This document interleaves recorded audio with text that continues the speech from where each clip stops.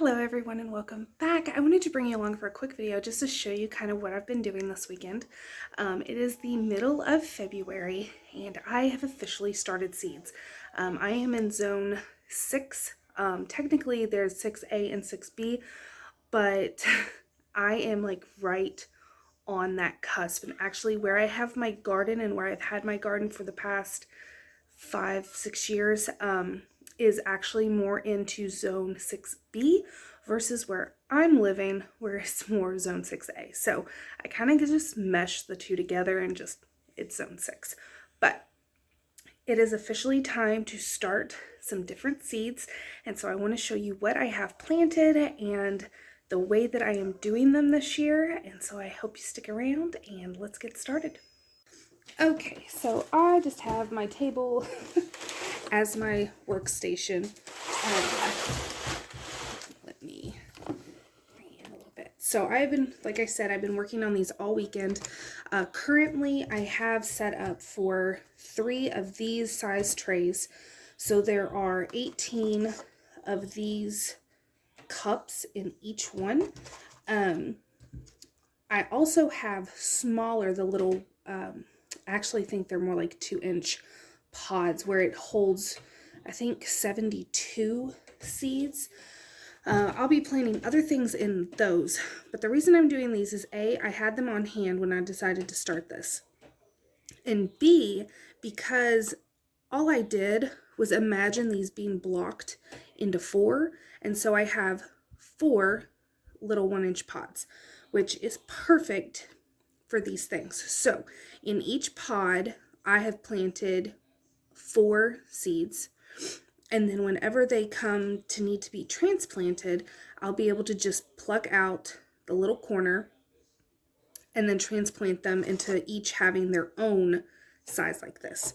So that's just how I'm doing it. I've done it in the past. It works great. So that's that part. Now how I do mine is I go ahead, I get all my seeds out. So I have a huge amount of seeds behind me because I haven't done this yet. So I'll get my seeds out and I will go ahead and make labels for each seed. Then I put each one in its pod and I water. So all of these, you can see, have a good soaking of water in them.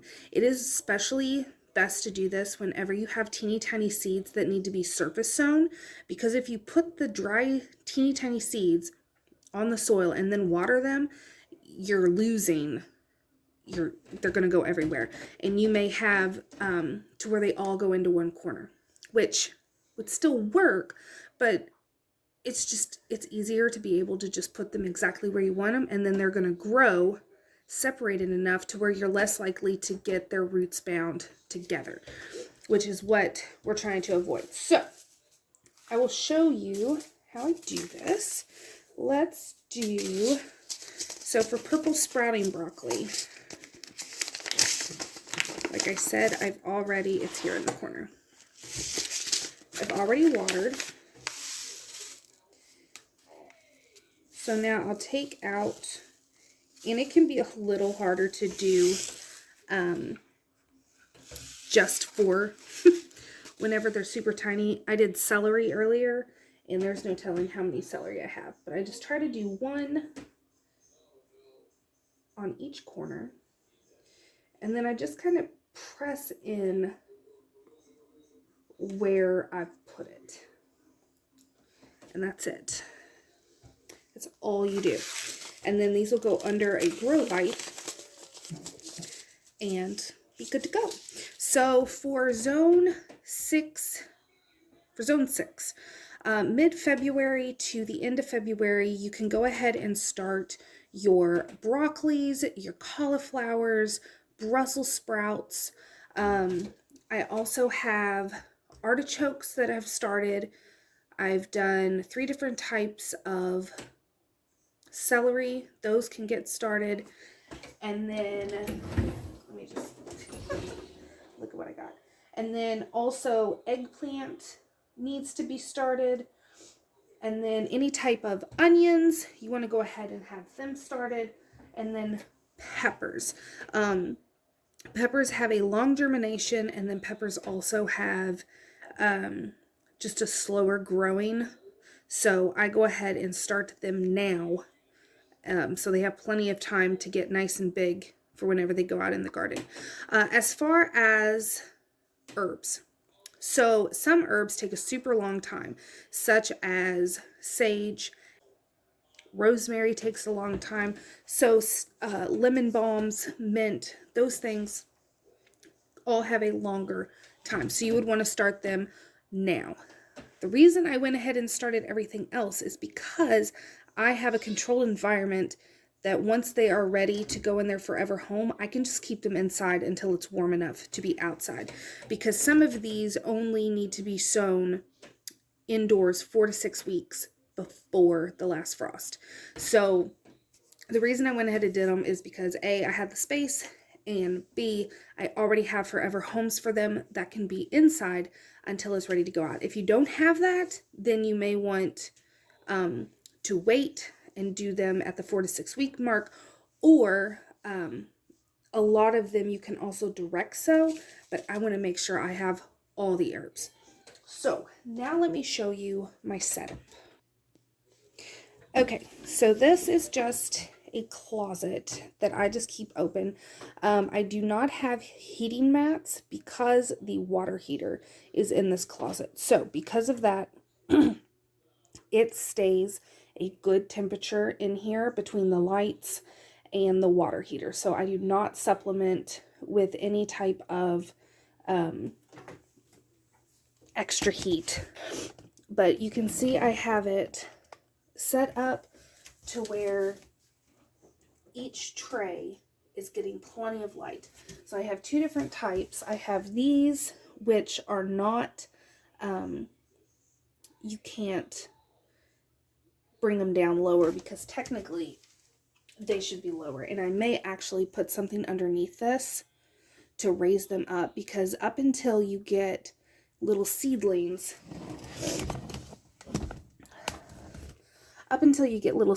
you really want your lights really close to the ground.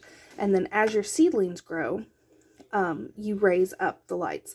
So this will probably get raised a couple of inches. And then what I did last year with these is, once my plants were tall enough to where they were too close to the light, I raised these up and just went that route. These came from Rural King last year. They're a Fairy Morse, I don't know if you can see that, Fairy Morse brand.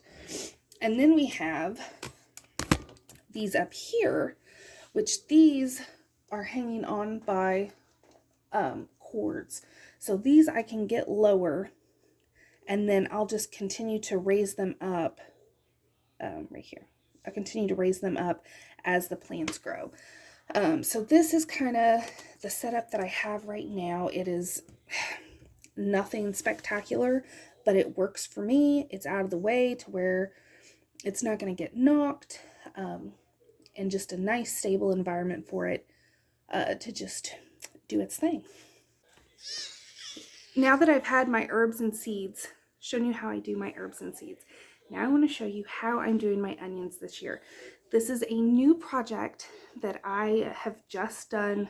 This is my first year doing it, and so I wanted to bring you guys along for it. And so since this is essentially 2022 garden season video 1, I'll show you how I'm doing them. So let me show you. Okay, so the way that I'm doing onions this year is completely different than any way I have ever done onions in the past. Any other time I have done onions, it has been from either an onion set or an onion slip, which essentially is what we are making, our onion slips. But this is from seed, which of course, if you look at the price point, it's stupid not to do anything other than seed.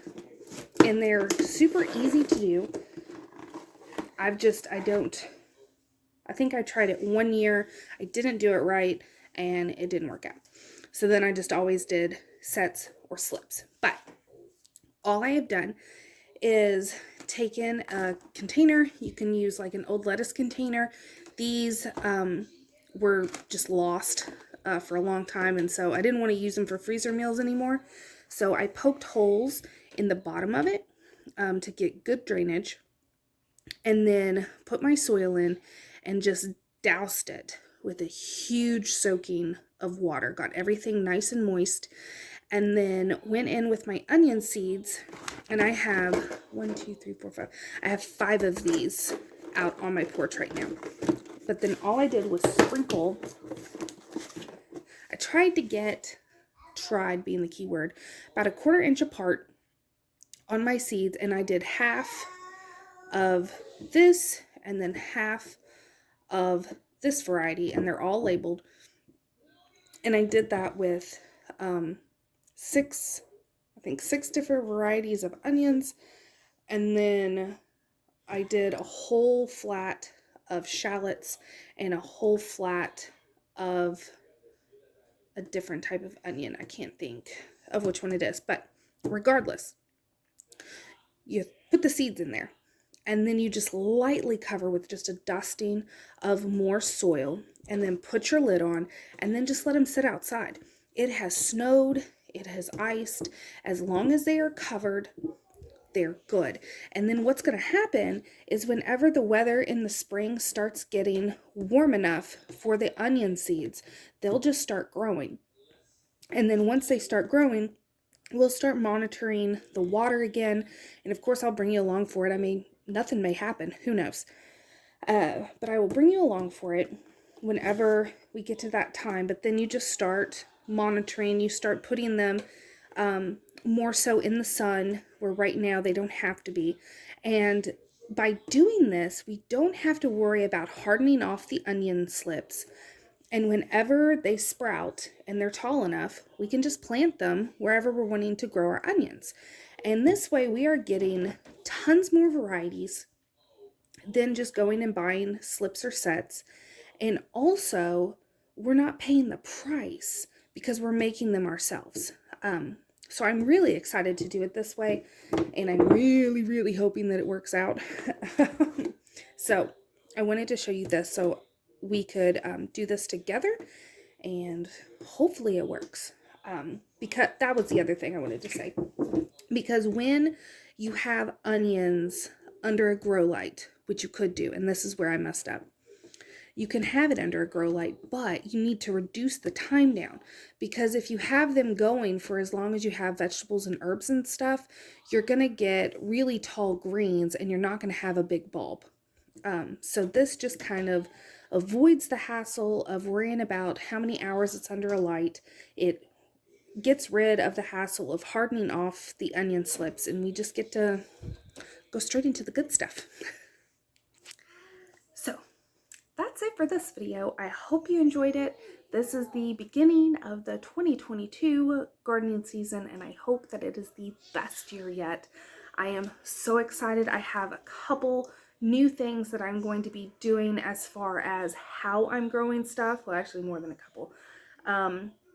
I forgot to do a seed video this year of some new seeds that I got, and let me tell you, when you see the videos of them, you're gonna know that I've gone crazy. One of the things I'm trying new this year are runner beans.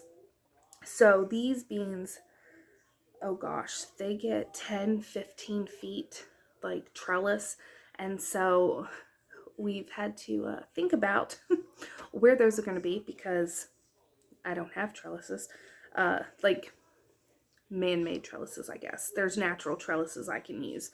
But we're going to have to get creative a little bit, but the goal this year is to not buy anything from a nursery, nothing from the store. It's all coming from the seeds that I have. And if I don't grow it, then it wasn't meant to be.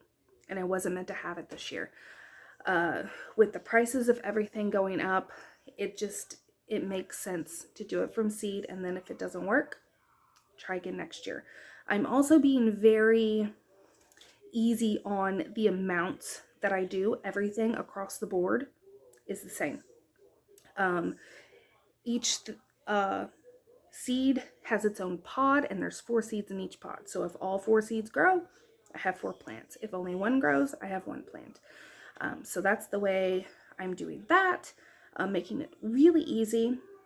So yeah, I hope you stick around with me. If you haven't subscribed, go ahead and hit the subscribe button, because I try to put out multiple videos a week. I do everything, but especially with gardening season coming, there's going to be a lot of gardening stuff. So until next time, guys, thanks for watching.